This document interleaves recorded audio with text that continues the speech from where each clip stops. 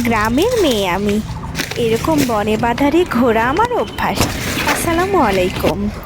আজ বাবার বাড়ি এসে কি একটা মনে হলো যে এরকম গাছ থেকে ছিঁড়ে বনে বাদারে কুড়িয়ে আম মেখে খাবো, তাও আবার কলার পাতাতে। তো চলে গেলাম আমাদের বাগানে, যেয়ে দেখছি অনেক আম ধরেছে। তো কিছু আম ছিঁড়েও নিলাম গাছ থেকে টাটকা। তারপর দেখছি নিচে এত আম বিছিয়ে পড়ে আছে। তারপর আমগুলো কুড়িয়ে কুড়িয়ে জড়ো করতে শুরু করলাম।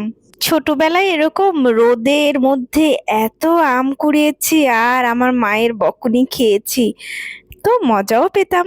তো আমগুলো কুড়িয়ে জড়ো করলাম, তারপর আমাদের পুকুর ঘাটে নিয়ে চলে গেলাম এই আমের আঠাগুলো ধুতে। তো পুকুর ঘাটে নেমে সুন্দর মতো আমগুলো পরিষ্কার করে নিলাম। এই যে আমাদের পুকুর ঘাট, এখানে কত গোসল করি, আজও করব।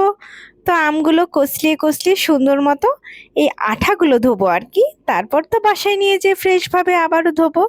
তো আঠাগুলো ধুয়ে পরিষ্কার করে এই তো বাড়ি চলে আসলাম। সাথে আমার চাচাতো ফুপাতো বোনেরাও আছে, তারাও সাহায্য সহযোগিতা করছে। তো আমগুলো সুন্দর মতো ছিলে নিচ্ছি। আর সবাই মিলে এভাবে কলা পাতাতে আম মেখে খাওয়ার মজাই আলাদা। এভাবে ছোটবেলায় আম জাম পেঁপে কলা পাতায় কত মেখে খেয়েছি। এখনো বাবার বাড়িতে আসলে এই আনন্দটা একদম মিস করি না। তো সুন্দর মতো আমগুলো ছিলে নিচ্ছি। আমগুলো একটু বেশি ছিলে নিচ্ছি, যেন সবুজটা না থাকে। সবুজটা থাকলে ছোট আম মুখটা একটু তিত্তির করে আর কি। তো দেখেছো, ছিলে নেওয়া হয়ে গেছে। এখন আবারও এই যে ধুয়ে ফেলছি, ধুয়ে একদম ফ্রেশ করে নেব, এরপরে আর কিন্তু ধোবো না। তো ধুয়ে নিয়ে চলে আসলাম। এখন কুচি কুচি করে কেটে নেওয়ার পালা। তো একটা স্ট্রেনারে সুন্দরভাবে দেখেছো কুচি কুচি করে নিচ্ছি। এখন মাখার পালা। তো মাখার জন্য প্রথমে আমি এই যে গামলাতে আমগুলো তুলে নিলাম, আর একটু তেঁতুল ভিজিয়ে রেখেছিলাম, তেঁতুল দিলাম, জিরার গুঁড়া দিলাম, শুকনো মরিচ ভেজে দিল আমার মা, সেই মরিচ দিলাম, লবণ দিলাম, তারপর দিলাম সরিষার তেল।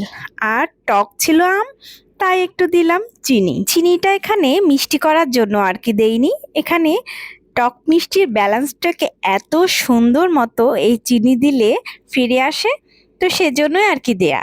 তো দেখো ভালো মতো মেখে নিচ্ছি, একদম মেখে মেখে রসটা ছাড়িয়ে নিলাম।